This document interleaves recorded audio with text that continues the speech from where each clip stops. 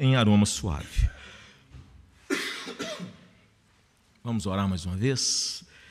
Senhor, te agradecemos pela bênção da Tua palavra e pedimos, ó Deus, que o Espírito Santo possa nos guiar a toda a verdade, possa nos instruir, ó Deus, de maneira que possamos crescer e viver essa palavra a cada momento para a glória do Teu santo nome. É a nossa oração, nós o fazemos agradecidos no nome do Senhor Jesus. Amém, Senhor.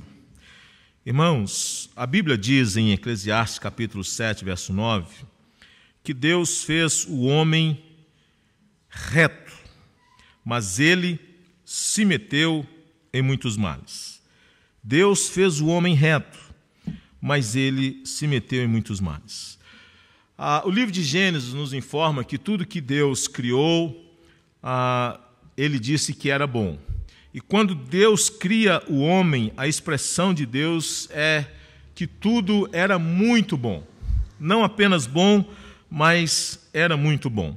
Só que este homem que foi criado por Deus no estado de perfeição, ele de repente rompe com o Deus Criador e ele quer viver uma vida autônoma, ele quer ser como Deus, ele quer ser autossuficiente, ele não quer ser dependente. E a Bíblia diz então que por causa desta separação da criatura com o Criador, o homem passou a ficar separado de Deus. O homem morreu espiritualmente. O homem ficou separado de Deus, de maneira que ele ficou sujeito a todas as misérias nesta vida, a própria morte e as penas do inferno para sempre. O homem separou-se de Deus. De maneira que quando nós lemos o começo da história que está lá em Gênesis, antes do dilúvio, a Bíblia vai dizer que era continuamente mal todo o desígnio do coração humano. A maldade era muito grande. O homem estava cada vez mais caminhando a passos largos para uma vida absolutamente na contramão do Deus Criador. E assim vem sendo ao longo da história. Um homem possuidor de uma natureza má, de um coração mau, conforme os textos que nós lemos. Não que ele não seja também dotado da capacidade de fazer coisas boas. Pode, a graça comum permite isso. E há um texto na Bíblia, que é 2 Timóteo 3, de 1 a 4, que diz o seguinte, que nos últimos dias os homens serão egoístas, avarentos, jactanciosos, arrogantes, blasfemadores, desobedientes aos pais, ingratos, irreverentes, desafeiçoados, implacáveis, caluniadores, sem domínio de si, cruéis, inimigos do bem, traidores, infatuados, mais amigos dos prazeres do que amigos de Deus. Então, o cenário que a Bíblia descreve acerca da conduta do homem não é das melhores. O homem enveredar-se-á por caminhos cada vez mais separados de Deus, contrários à vontade de Deus, porque o seu coração e os desígnios do seu coração haverão de ser cada vez mais maus, possuidores de maldade. Então, o Senhor Jesus, em Mateus 7, 21, 23, ele disse que é do coração que procede os maus desígnios. Toda essa maldade com a qual nós convivemos na sociedade e no mundo, todo esse pavor, Estado Islâmico, atentados, terrorismos, assassinatos, latrocínios e uma série de outras coisas presentes na sociedade, ela revela a maldade que há no coração do homem. Ela revela um coração que está separado de Deus e que está absolutamente cheio dessas inclinações para o mal. No Brasil, por exemplo, nós temos o 1º de abril, que é o dia da mentira. Não é? Nós temos o dia da mentira. Nós temos na nossa cultura, por exemplo, algo que poderia ser muito bom, que é o jeitinho brasileiro. O jeitinho brasileiro poderia ser uma coisa boa, de gente que tem a capacidade de criar coisas, de pensar coisas, não é? De arrumar jeitos para poder resolver determinadas situações, mas às vezes o jeitinho brasileiro é mais inclinado para aquilo que não é bom, para a trapaça, para a gente poder de alguma maneira nos beneficiar, mesmo que nós estejamos quebrando princípios éticos, morais, e assim por diante. De maneira que a palavra de Deus, ela nos informa uma necessidade urgente da intervenção de Deus neste homem. E nesse texto que nós lemos, ele nos informa acerca destas evidências de um homem que passou por essa transformação, de um homem que experimentou da parte de Deus um novo coração, de pessoas que foram alcançadas pela bondade, pela misericórdia de Deus e são agora regidas, são agora orientadas não pelos valores da sociedade contemporânea, mas eles são agora orientados pelos valores do reino dos céus. Eles vivem no mundo, mas a ética deles, a vida deles não é os padrões ou conforme os padrões da sociedade contemporânea corrompida, mas eles são orientados pelos valores do Deus eterno. E é por isso que nessa sessão que lemos, o apóstolo Paulo, ele dá nome aos bois. Ele dá nome aos bois. Ele cita pecados específicos que deveriam ser abandonados e uma nova atitude deveria ser adotada por aqueles que estão em Cristo, mostrando que ninguém que está em Cristo é a mesma pessoa, tem o mesmo coração, tem os mesmos pensamentos, tem as mesmas inclinações constantemente. Não, ele vai dizer que alguém que passou pela conversão, pelo novo nascimento, ele pensa diferente, ele fala diferente, ele trata as pessoas diferente, ele reage de maneira diferente. Ele agora é orientado não pelos valores do velho homem, mas pelo novo homem. Então, queridos, eu queria pensar com os irmãos aqui acerca de algumas coisas sobre a necessidade de nós vivermos em santidade. Paulo está aqui falando de demonstrações práticas da nova vida em Cristo. Você é crente? Sou crente, pastor. Sou membro da Igreja do Senhor Jesus. Eu tenho convicção de que eu nasci de novo. Eu tenho convicção de que eu experimentei o novo nascimento. Eu não sou apenas membro da igreja. O meu nome não apenas consta no rol de membros da igreja, mas eu tenho convicção de que eu sou crente no Senhor Jesus, de que eu nasci de novo, de que eu experimentei esse novo nascimento. Então o apóstolo Paulo está dizendo que aqueles que nasceram de novo têm que agora demonstrar essa vida. E ele então vai dar algumas orientações acerca quais são as áreas da nossa vida que nós devemos demonstrar que realmente nós somos pessoas diferentes. E a primeira coisa, então, irmãos, que eu destaco aqui nesse texto, é que só se vive o novo se o velho for abandonado. Ele começa o verso 25 dizendo o seguinte: por isso o quê? O que ele está fazendo agora é entrando em aspectos práticos da vida cristã, após ele falar sobre 3 coisas que acontecem na vida de uma pessoa. Os versos anteriores vão nos informar sobre o despojar do velho homem, sobre o renovar no espírito do vosso entendimento e sobre o revestir do novo homem criado segundo Deus. Então ele está falando aqui da conversão. Ele está falando aqui do processo de santificação. Ele está falando aqui de alguém que despiu-se, que tirou a roupa suja e ele colocou a nova vestimenta, a nova vida em Cristo Jesus. Então, de posse dessa verdade, de posse desse ato gracioso de Deus, de que a conversão não é uma especulação, mas ela é uma realidade, ele então passa a dizer: por isso, vocês agora podem viver o novo, porque o velho não faz parte mais da vida de vocês. Vocês se renovaram no espírito do vosso entendimento.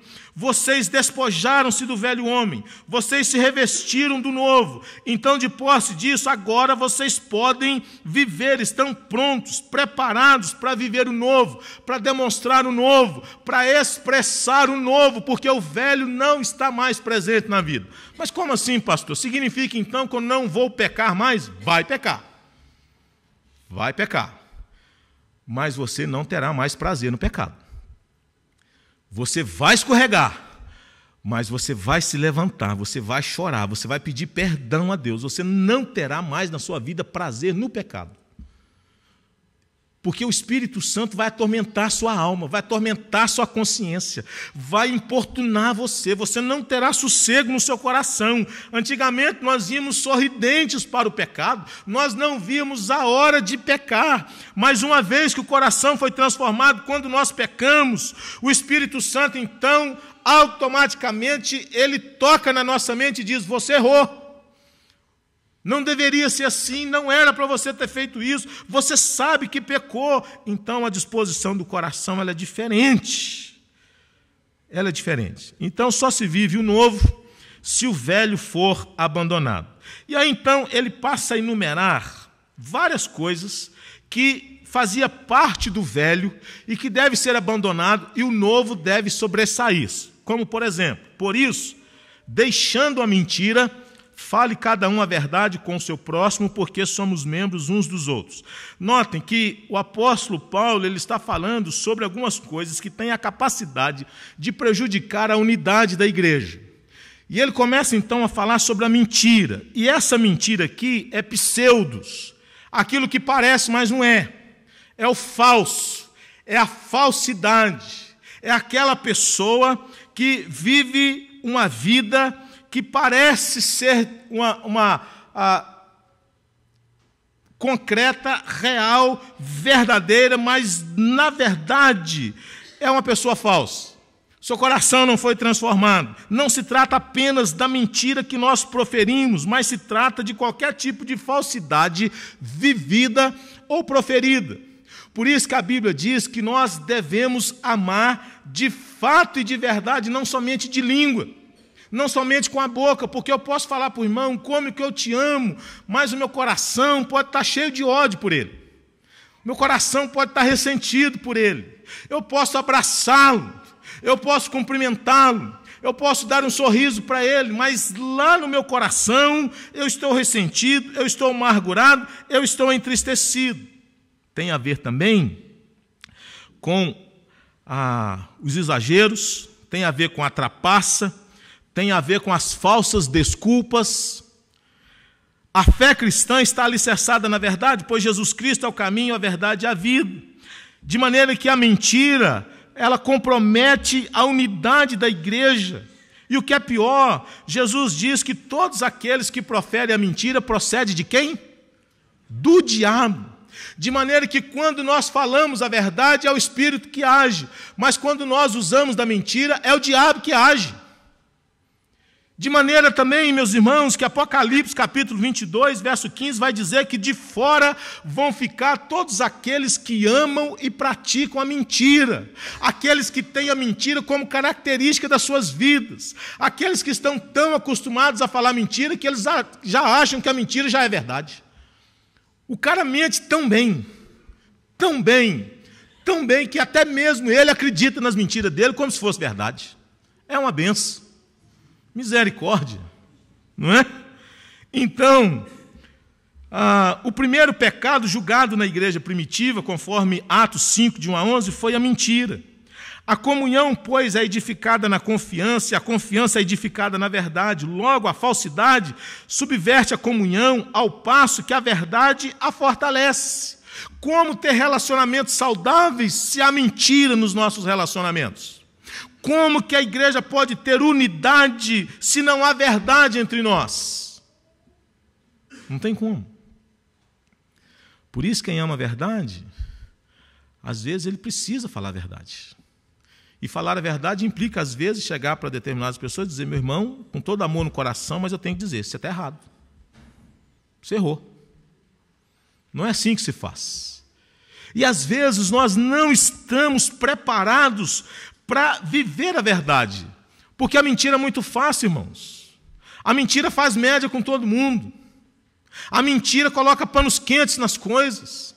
A mentira faz com que a gente nem sempre confronta o engano, o erro, pelo contrário. Mas a unidade da igreja ela é extremamente comprometida quando nós não vivemos a nossa unidade pautada na verdade. Paulo diz, é preciso deixar a mentira, quer seja proferida, quer seja vivida. Se há indiferença com alguma pessoa, se há um problema nos relacionamentos, o que é que a gente precisa fazer? Tratar o problema, mas não viver uma vida de faz de conta. Fazer de conta que amamos, quando na verdade nós odiamos. Fazer de conta que nós nos respeitamos, quando na verdade nós não respeitamos. Fazer de conta que nós gostamos, quando na verdade não gostamos. Então, é preciso deixar a mentira e viver a verdade, não é? Por isso, deixando a mentira, fale cada um a verdade com o seu próximo. Segundo, a necessidade de controlar a ira. Irai-vos e não pequeis. Não se ponha o sol sobre a vossa ira, nem deis lugar ao diabo. Parece que aqui Paulo está usando uma passagem de Salmo, capítulo 4, verso 4. E a ideia é de que a pessoa poderia irar. E comentaristas vai dizer que existe uma ira justa e uma ira injusta. Por exemplo, Moisés ficou irado, Jesus ficou irado quando as pessoas estavam transformando a casa de Deus num comércio, não é? E assim por diante. Mas eu penso, irmãos, que embora a Bíblia fale acerca disso, ela não está querendo dizer apenas que o irar é pecado. Não. Porque nós nos iramos. E essa ira que aparece aqui é uma ira que dá a ideia de algo que é de pouca duração, é algo passageiro. Mas a Bíblia vai nos informar que todo homem tem que ser pronto para ouvir, tardio para falar, tardio para se irar. Então ele precisa controlar a ira.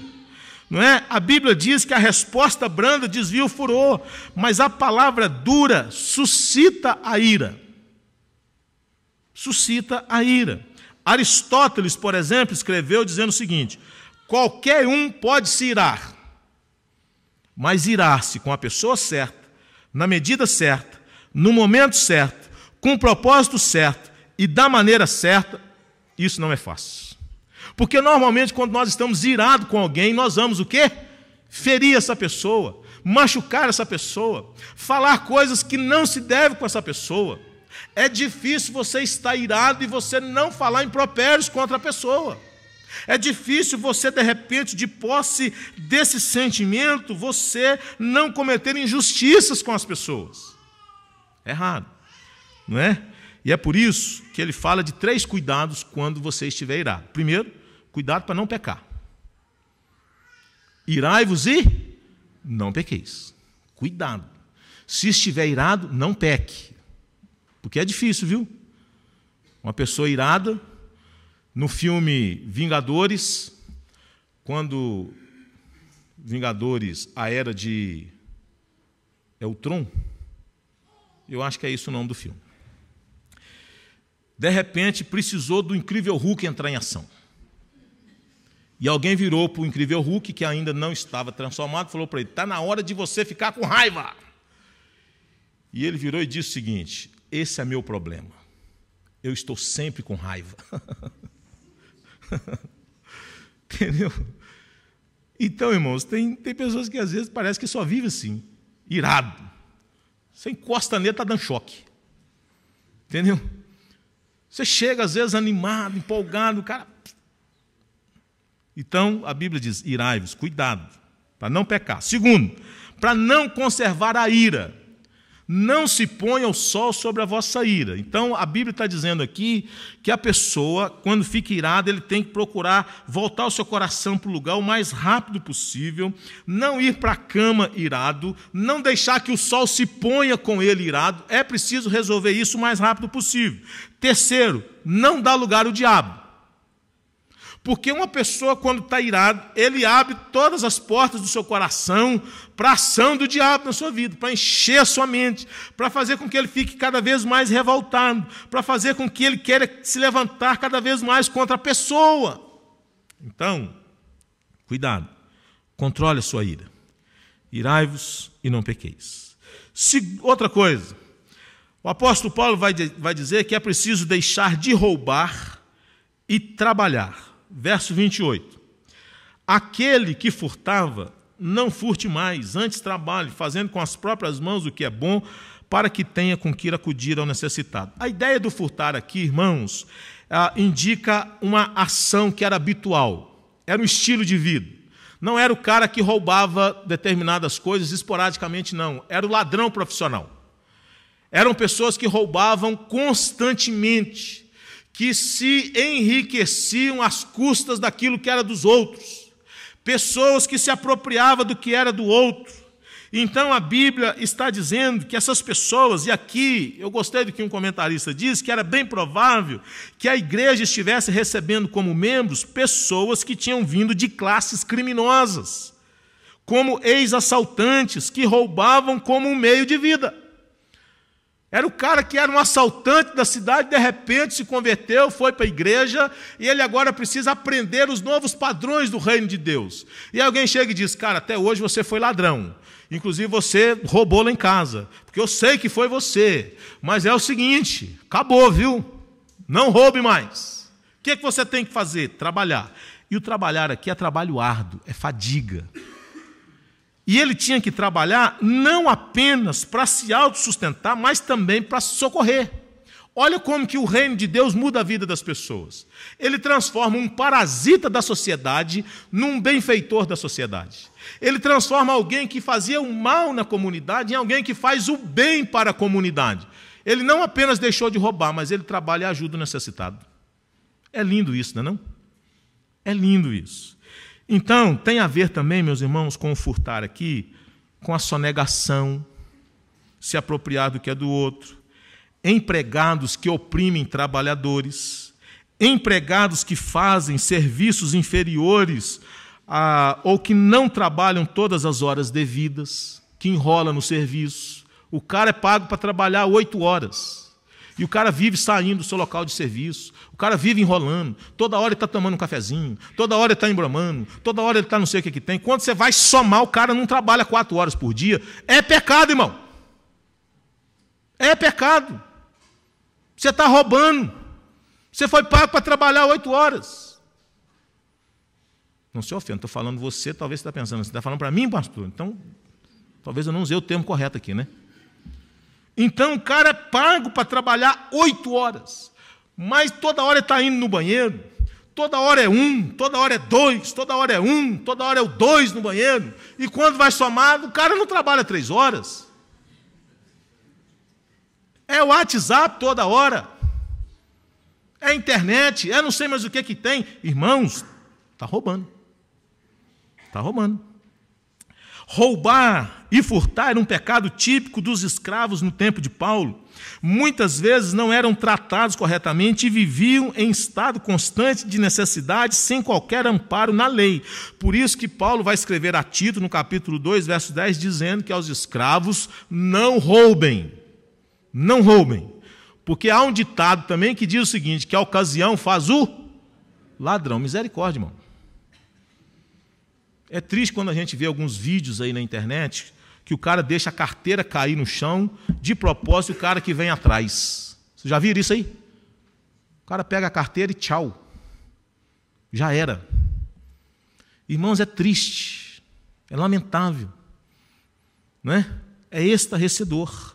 Então, antes trabalhe, ao invés de ser um parasita da comunidade, que é uma situação dos ladrões, que custa caro ao Estado, que custa caro ao governo, e a gente de bem que sustenta, trabalhe. É lamentável que o sistema prisional brasileiro não reeduca, não faz esses caras trabalharem, não faz essas pessoas produzirem, mas faz com que os criminosos vão para os presídios e eles recebam pós-graduação nos presídios. Saem de lá mais capacitados do que quando eles entraram. É triste isso. Não é? Então, e é interessante, irmãos, também que Deus, quando chamou pessoas, Ele não chamou pessoas desocupadas. Você já viu a pessoa que diz o seguinte, não, pastor, eu não posso trabalhar, não posso me envolver com nada da igreja, porque eu já tenho coisa demais, tenho ocupação demais. Mas quando Moisés foi chamado por Deus, ele estava cuidando de ovelhas. Quando Deus chamou o Gideão, ele estava malhando trigo. Quando Deus chamou Davi, ele estava cuidando do rebanho. Quando Jesus chamou os seus primeiros 4 apóstolos, eles estavam trabalhando, não é? O próprio Jesus trabalhou, foi um carpinteiro. Trabalho é bênção de Deus. O trabalho dignifica um homem. Então, ele precisa fazer o que é bom, para que tenha com que ir acudir ao necessitado. Outra característica, bondade no falar. Verso 29 e 30. Não saia da vossa boca nenhuma palavra torpe, se unicamente aqui for boa para edificação, conforme a necessidade, e assim transmita graça aos que ouvem. Essa palavra que não sai da vossa boca nenhuma palavra torpe, dá a ideia de uma fruta estragada, de um vegetal estragado, que não tem utilidade, de algo podre. Jesus já havia dito que de toda palavra frívola que proferirem aos homens, dela vocês vão dar conta no dia do juízo. De maneira que o crente não tem conversa fiada, de maneira que o crente não pode falar qualquer coisa, de maneira que o crente não pode conversar qualquer conversa, de maneira que da boca do crente não pode sair qualquer tipo de palavra, irmão. Não pode. Tem que ser palavra boa. E a palavra boa aqui é para a edificação. A edificação aqui tem a ver com momentos específicos, onde determinadas pessoas estão precisando de uma palavra de ânimo, de uma palavra de orientação, de uma palavra de sabedoria, de uma palavra que é capaz de dar direcionamento. Jesus diz que a boca fala do que está cheio o coração. Do que está cheio o coração. A palavra do cristão precisa ser instrutiva, encorajadora, edificante e adequada para momentos específicos. Paulo disse que a nossa palavra precisa ser temperada com sal. Nossa palavra precisa edificar e não destruir. Precisa promover e não rebaixar as pessoas. Salvos pela graça, mantidos pela graça, por isso nós devemos viver e falar com graça. E é por isso que ele diz, não sai da vossa boca nenhuma palavra torpe, sim, unicamente. Presta atenção, unicamente. Fica difícil aqui, fica não? Porque quando eu começo a pensar, rapaz, eu falo tanta bobagem, tem hora. Não é? Falo tanta coisa que não deve. Nesses momentos, por exemplo, de prévias, de movimento político, de não sei mais o quê, são tantas coisas acontecendo, se a gente não tomar cuidado, a gente fala cada coisa que não deve. E a Bíblia diz que nós precisamos tomar cuidado. A palavra a seu tempo, quão boa é. E é por isso que ele diz, e não entristeçais o Espírito de Deus, no qual fostes selados para o dia da redenção. É interessante que é como se Paulo estivesse dizendo o seguinte, bom, meus irmãos, aquilo que vocês vão ser no futuro, vocês já precisam viver agora. Vocês foram selados com o Santo Espírito para o dia da redenção, mas já vivam como pessoas redimidas hoje.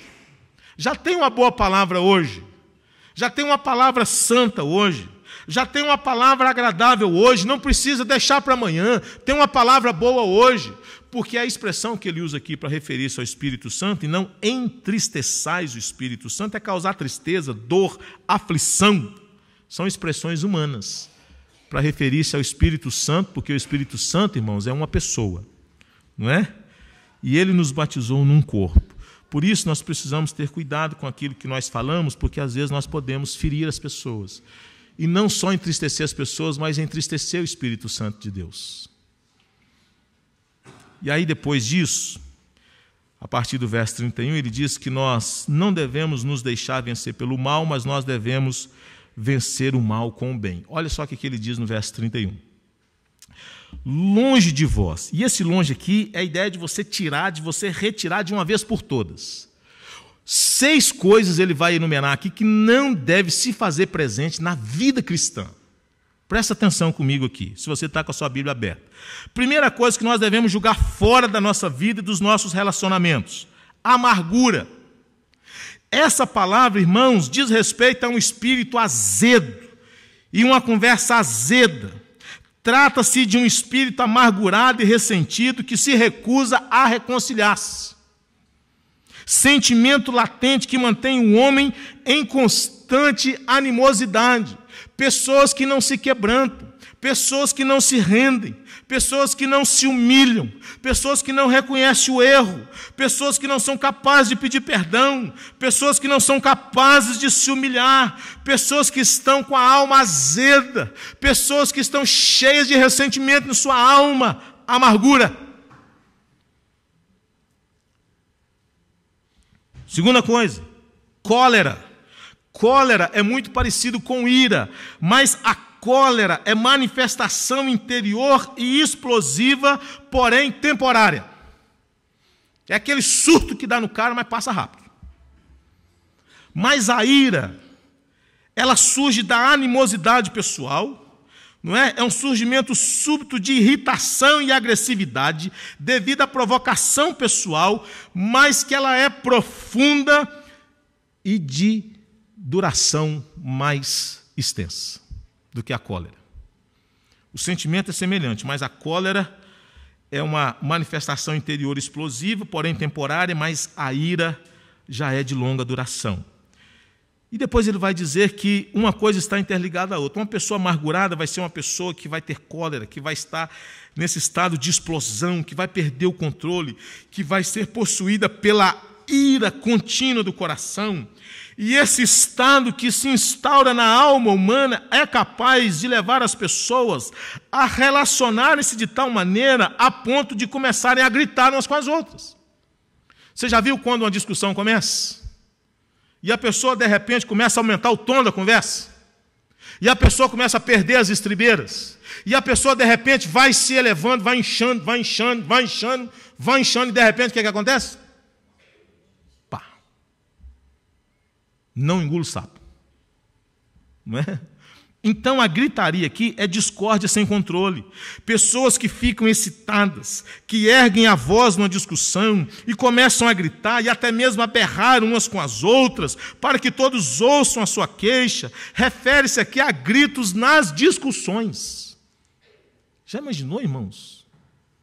As pessoas estão passando na rua e, de repente, as pessoas estão aos berros. O que está acontecendo nessa igreja? Nossa, é os irmãos que estão ali trocando uma ideia. Eu me lembro que eu fui uma vez numa reunião, num congresso de jovens, e eu, romântico, né? E cheguei naquele negócio, e os caras começaram a levantar. Mas, seu presidente, pá, pá. Eu olhava aquele tom exaltado, falei assim, meu Deus, como é que pode um negócio desse? Os caras tudo é crente, tratando uns aos outros dessa maneira. Aí depois eu conversei com o irmão, falei assim, rapaz, mas vocês, é assim que vocês tratam uns aos outros? Ele falou assim, não, isso é tranquilo, depois que termina isso aqui, a gente sai, conversa, brinca, está tudo normal, tudo tranquilo. Eu falei, mas como é que pode um negócio desse? Uma gritaria, um tom elevado de conversa. Então a Bíblia diz gritaria, cuidado. Blasfêmias, refere-se aqui a falar mal dos outros, especialmente pelas costas, chegando a difamá-los e até mesmo a destruir a sua reputação. Malícia, todo tipo de mau sentimento e pensamento que leve alguém a fazer ou falar mal de outrem, desejar e tramar o mal contra os outros. Então, Paulo diz, essas coisas não devem estar presentes na vida de vocês. E qual que é a solução, então? Ele diz, a solução está aí a partir do verso 32. Antes, sede uns para com os outros, benignos. Essa palavra benigno está muito próximo da bondade. Na língua original aqui é Crestos, muito parecido com Cristo. É amar na prática, disposição mental que pensa nos interesses do próximo, como faz com os seus próprios. É alguém que é gentil, é alguém que é bondoso, é alguém que é amoroso. Você não grita com a pessoa, você não maltrata a pessoa, mas você a trata com gentilidade. Irmão, já notou como que às vezes nós somos brutos uns com os outros? A gente vai perdendo a gentileza, irmãos. Ser crente é ser gentil. Ser crente é ceder lugar para o outro. Ser crente é abrir a porta do carro para a esposa de vez em quando. Ser crente é ir no restaurante e você sentar depois da esposa, puxar a cadeira, deixa a mulher sentar. Tem uns caras que, se pudesse, puxava a cadeira para a mulher fazer de conta que ia sentar e cair no chão. Não, não. Bondade, gentilidade, compaixão, é ter ternura de coração, coração misericordioso. E ele vai dizer mais, perdão, olha só, antes sede uns para com os outros, benignos, compassivos, perdoando-vos. Por que nós precisamos disso? Porque num ambiente desse, onde as pessoas, de repente, podem gritar umas com as outras, num ambiente onde as pessoas podem estarem ressentidas umas com as outras, amarguradas, onde as pessoas estão iradas, onde as pessoas estão colerizadas, vai haver ofensa, não vai, irmãos? Não vai haver ofensa? Vai haver. Igreja, os irmãos podem se ofender? Pode. Pode ofender. Pode ofender. Lamentavelmente, pode acontecer. Por isso que nós precisamos da bondade, da compaixão, do perdão e mais, imitar a Deus. Ele diz, perdoando-vos uns aos outros, como também Deus em Cristo vos perdoou. Lembram-se da parábola do credor incompassivo? Aí ele diz no verso 1 e 2, sede, pois, imitadores de Deus, porque Deus é amor, porque Deus é bom, porque Deus é misericordioso, porque Deus é bondoso. E ele diz, vocês precisam fazer isso, porque tal pai, tal filho. Filho de peixe, peixinho é. Não é não, irmãos? Filho de Deus é o que então? Se é filho de Deus, o que é então, irmão? É filho de Deus. Aí. Se é filho de Deus, é filho de Deus. Vai ser filho de quê? Filho de crente não é crentinho. Mas filho de Deus é filhinho. Ô, glória! Não é? E ele diz, como filhos amados. Amados. Então, tal pai, tal filho. Sede, pois, imitadores de Deus, sede perfeito, como perfeito é o vosso Pai celeste, diz Mateus 5,43. E imitação e amor, como Cristo nos amou. Ele conclui, e andai em amor. E esse andar aqui, nós já falamos, trata-se de um ato contínuo, de um estilo de vida, e ele enfatiza 3 características aqui na vida de Jesus. Jesus se entregou, Jesus ofertou e Jesus se sacrificou. Sede imitadores de Deus, andai em amor, como também Cristo nos amou. E ele diz, e se entregou por nós. O amor tudo sofre, tudo crê, tudo espera, tudo suporta. Não é? E ele também foi uma oferta, ele ofertou. Rogo-vos, pois, irmãos, pelas misericórdias de Deus, que apresenteis os vossos corpos por sacrifício vivo, santo e agradável a Deus, que é o vosso culto racional. E ele também se sacrificou aqui como oferta a Deus em aroma suave. Essa expressão é muito linda porque dá a ideia de um sacrifício que é agradável a Deus. Expressa a beleza de um sacrifício que nada nega, mas que dá tudo, até a própria vida, a Deus como tributo de devoção absoluta. É assim que tem que ser a nossa vida, irmão. Sua vida tem que ser uma oferta, um sacrifício vivo a Deus, santo a Deus, agradável a Deus, como foi Jesus de Nazaré. Então, se você está com a sua alma azeda, sua alma precisa ser lavada no sangue do Senhor Jesus, para você andar em amor, perdoar e ofertar. Terminamos aqui pensando em algumas coisas, como por exemplo, em Cristo, irmãos, nós podemos ter um novo presente e um futuro. Em Cristo você pode ser uma nova criatura. Em Cristo sua vida pode ser transformada. Em Cristo você pode experimentar algo extraordinário da parte de Deus. O novo nascimento, transformação, pensar diferente, falar diferente, sentir diferente. Isso só Deus pode fazer no coração humano.